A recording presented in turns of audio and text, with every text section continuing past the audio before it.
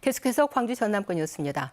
더불어민주당 당대표 광주 전남 경선에서 이재명 후보가 80%에 육박하는 득표율로 박용진 후보에게 압승을 거뒀습니다. 최고위원 광주 전남 경선에서도 친 이재명계 후보들의 강세가 이어진 가운데 송갑석 의원이 선전하면서 막판 당선권 진입 가능성을 키웠습니다. 보도 손준수 기자입니다. 이변은 없었습니다. 더불어민주당의 심장인 광주 전남에서도 이재명 후보의 독주는 이어졌습니다. 이 후보는 광주와 전남 경선에서 각각 78.58%와 79.01%의 득표율을 기록했습니다. 이 후보는 강원과 대구, 경북, 제주, 인천, 부울경에 이어 호남까지 모두 이기면서 누적 득표율이 78.35%로 상승해 2위 박용진 후보와의 격차가 56.7%포인트까지 벌어졌습니다. 전라남도 그리고 광주, 광역시 우리 당원 동지 여러분들의 높은 지지에 진심으로 감사드립니다. 어머니의 사랑을 느꼈습니다. 더 낮은 자세로 더 열심히 임하도록 하겠습니다. 이재명 대세론에 맞서 호남의 지지를 호소한 박용진 후보는 누적 득표율 21.65%를 얻는 데 그쳐 반등의 계기를 마련하기엔 역부족이었습니다. 투표율이 낮은 게 계속 마음에 걸리는데 앞으로 서울과 경기 지역의 당원 동지들에게 투표에 꼭 참여해 주십사는 당부의 말씀 드리고요. 저도 더 열심히 하겠습니다. 한편 최고위원 경선에서는 정청래, 고민정 후보가 나란히 선두권을 유지하고 있는 가운데 하위권에 머물던 송갑석 후보가 반등에 성공했습니다. 송 후보는 광주 경선 결과에서 득표율 22.27%로 2위를 기록해 누적 득표율을 9.09%까지 끌어올려 당선권인 5위 박찬대 의원의 0.38%포인트 차이로 따라붙었습니다. 남아있는 수도권 경선 결과에 따라 최고위원 당선 여부가 결정될 것으로 보입니다. 더불어민주당 당대표와 최고위원 경선은 이제 서울과 경기만 남겨둔 가운데 최종 결과는 오는 28일 전국 대의원회에서 발표될 예정입니다. KBS 뉴스 손준수입니다. 신임 더불어민주당 광주시당 위원장의 이병훈 의원이 전남 도당 위원장의 신정훈 의원이 선출됐습니다. 민주당 광주시당은 어제 진행된 대의원과 권리당원 투표에서 이병훈 의원이 득표율 60%를 기록해 최혜용 후보를 누르고 시당 위원장에 당선됐다고 밝혔습니다. 민주당 전남 도당도 어제 정기 대의원 대회를 열고 도당 위원장에 단독 출마한 신정훈 의원을 만장일치로 합의 추대했습니다. 새로 선출된 시도당 위원장의 임기는 2024년까지입니다. 요즘 주변에 전기차가 부쩍 늘었는데요. 걱정은 배터리 화재입니다. 특히 제주는 전국에서 전기차 비중이 가장 높은데 관련 진압 장비는 그에 미치지 못한다고 합니다. 제주천국 신익환 기자의 보도입니다. 소방대원이 불이 난 차를 향해 연신 물을 뿌립니다. 새벽 시간대 주차 중인 전기차에서 갑자기 불이 난 건데 불이 꺼지기까지 4시간이나 걸렸습니다. 이 과정에서 소방대원 1명이 다치기도 했습니다.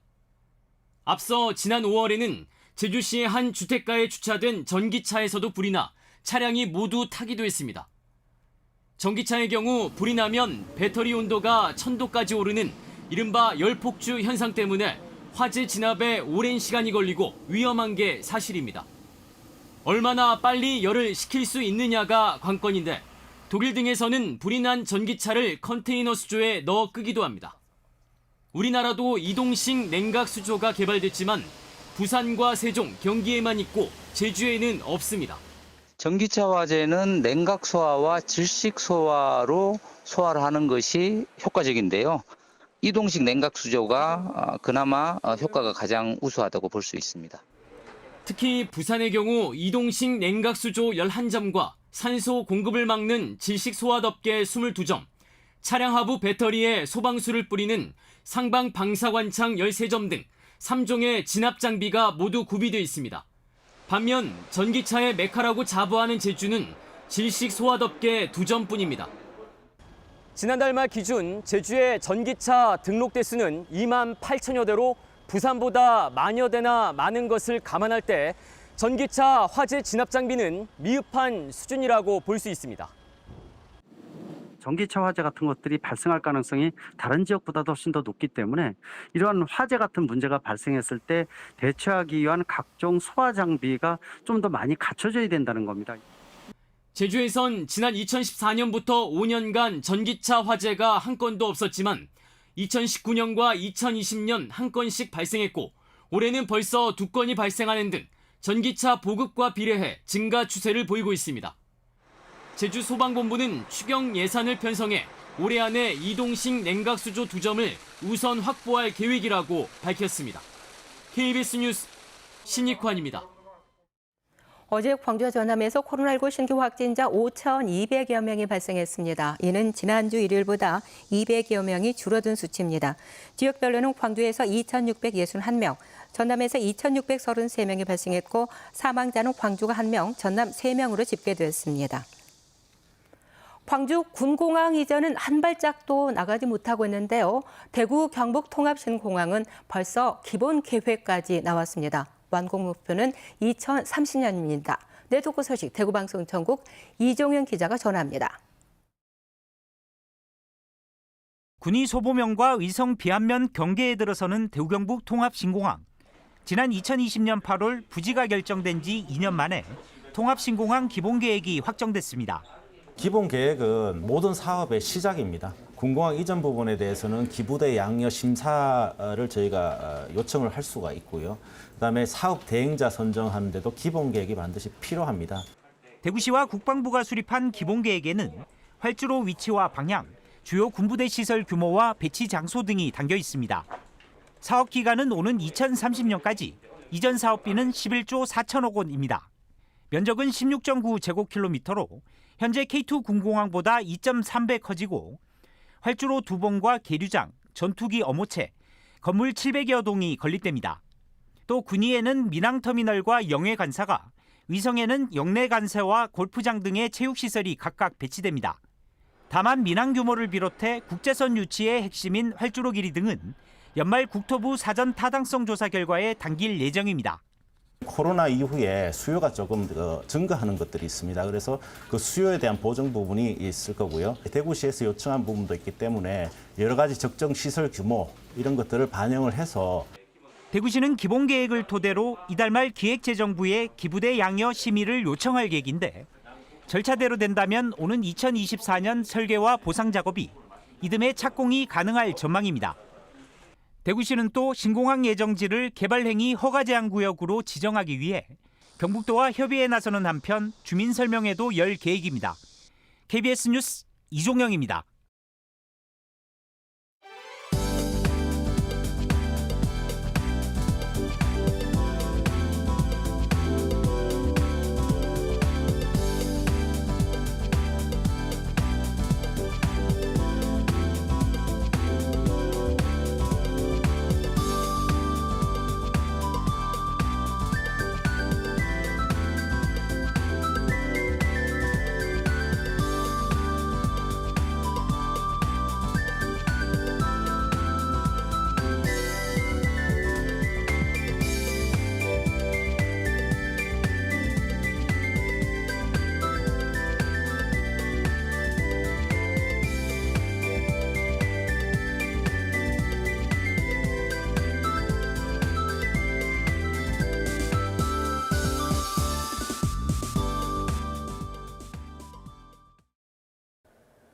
절기상으로는 가을에 접어들었지만 아직은 무더위가 기승입니다. 어제 광주와 전남의 9개 시군에는 다시 폭염주의보가 발효됐는데요.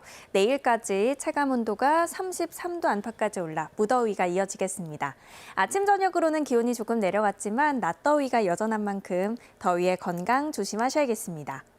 오늘은 비 소식 없이 대체로 맑은 하늘이 드러나겠습니다. 다만 강한 햇볕에 자외선 지수는 광주 전남 전 지역에서 매우 높은 단계에 예상됩니다. 외출하실 때 자외선 차단제 꼼꼼하게 바르셔야겠습니다. 지역별 기온 자세하게 살펴보겠습니다. 아침 기온 대부분 지역이 어제와 비슷하게 시작하고 있고요. 한낮 기온은 광주와 화순 32도까지 오르겠습니다. 여수의 낮 최고 기온 29도, 구례 33도로 어제와 비슷하거나 1, 2도가량 낮겠습니다. 목포의 한낮 기온 30도, 완도도 30도, 강진 31도까지 오르겠고요. 신안을 비롯한 도서 지역은 29도에서 31도가 예상됩니다. 바다의 물결은 전해상에서 비교적 잔잔하겠습니다. 내일은 광주 전남 전 지역에, 수요일에는 전남 동부 지역에 비가 내리겠고요. 또 목요일과 금요일 사이에도 비가 내리면서 더위가 한풀 꺾이겠습니다. 날씨였습니다. 국가 위기 상황에 대처하기 위해서 범정부적으로 실시하는 을지연습이 오늘부터 나흘 동안 진행됩니다. 광주시는 올해 을지연습은 군사훈련과 연계해 민관군 경에 공조체제를 강화할 계획이라고 밝혔습니다. 광주시는 을지연습 기간에 공직자 비상소집 체계를 점검하고 광주경찰청 등 7개 기관과 합동으로 테러 상황을 가정해 훈련을 진행할 예정입니다. 올해 해남 가을 배추 재배 면적이 지난해보다 크게 늘 것으로 보입니다. 해남군은 월동 채소류 재배 의향을 조사한 결과 가을 배추는 2,997헥타르로 전년 대비 24% 정도 더 심을 것으로 파악되었다며 지난해 생산량 감소에 따른 가격 폭등이 올해 재배 면적 증가에 영향을 미친 것 같다고 밝혔습니다. 해남 지역은 전국 배추 생산량의 20%를 차지하는 배추 주산지입니다. 일본 규슈 후쿠오카에 일본의 세 번째 전라남도 우수 농수산식품 판매장이 개설됐습니다. 후쿠오카시 하카타구의 한국식품 전문 마켓에 자리 잡은 판매장은 33제곱미터 규모로 김치와 젓갈, 어묵, 주류, 해조류 등 전남의 대표 농수산식품 40여 제품이 진열됐습니다. 일본의 전남식품 특판 매장은 모두 3곳으로 전라남도는 앞서 도쿄와 신주쿠에 전라남도 브랜드를 붙인 특산품 매장을 개설했습니다. 광양시는 전라남도 주간 추석맞이 정보화마을 온라인 특판 행사에서 최대 18% 할인된 가격으로 지역 특산품을 판매한다고 밝혔습니다. 섬진강 제천마을 등 광양 지역 5개 정보화 마을은 남도장터와 인빌 쇼핑몰에서 제첩국과 꿀 등 13가지 상품을 판매합니다. 할인 판매 기간은 다음 달 1일까지입니다. KBS 뉴스를 마칩니다. 감사합니다.